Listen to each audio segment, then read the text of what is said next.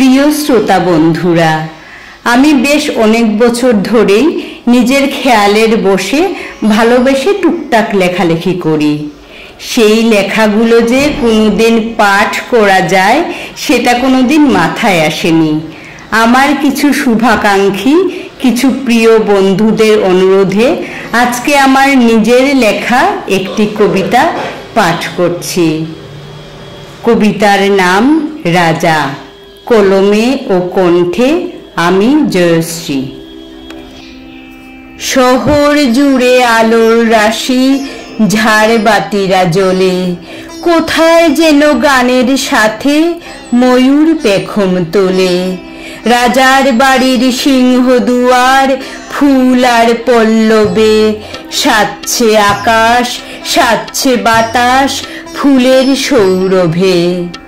রাজার ছেলে ফিরছে ঘোরে, স্বর্ণরথে চড়ে, করছে সবাই জয়ধ্বনি তাহার নামের তরে।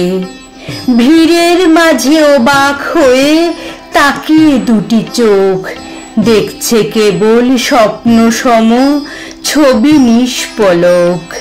হীরা পান্না চুনি জহরত কোনটা বেশি দামি, জানে না সে সব কিছু, হাসেন অন্তর্যামী। ছিন্ন বস্ত্র বাগ দু চোখ, ঘুরছে মাঠে ঘাটে, দুমুঠো চাল জুটলে পড়ে পেটের খিদে মিটে। হঠাৎ দেখে রাজার ছেলে ডাকছে হাত বাড়ায়ে, শূন্য দু চোখ নিষ্পলকে রথের পানে চেয়ে। মলিন বসন এগিয়ে চলে এক পা দু পা করে, রাজার ছেলের মাথায় মুকুট আলো ঠিকরে পড়ে।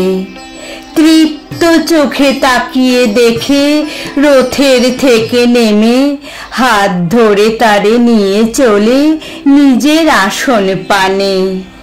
বলল তারে, আমার আসন দিলাম তোমায় পেতে, আজ থেকে ভাই বন্ধু হয়ে থাকবো সাথে সাথে। রোদের আলো ঝিকিমিকি পড়ল মুখের পড়ে, ওঠ রে মাঠে যেতে হবে, কে বলল তারে? তাকিয়ে দেখে ছেঁড়া কাঁথায় খড়ের ছাউনি ঘোরে, অবাক চোখে তাকিয়ে শুধায় মাকে অবাক করে। কোথায় সে রথ, কোথায় আসন, কোথায় বাদ্য বাজা? মা হেসে কয়, তুই তো আমার আধার ঘোরের রাজা। মায়ের বুকের তুই দুলালি, দুঃখীর ঘরের ধন, তুই আমার হীরা পান্না আদরের নন্দন।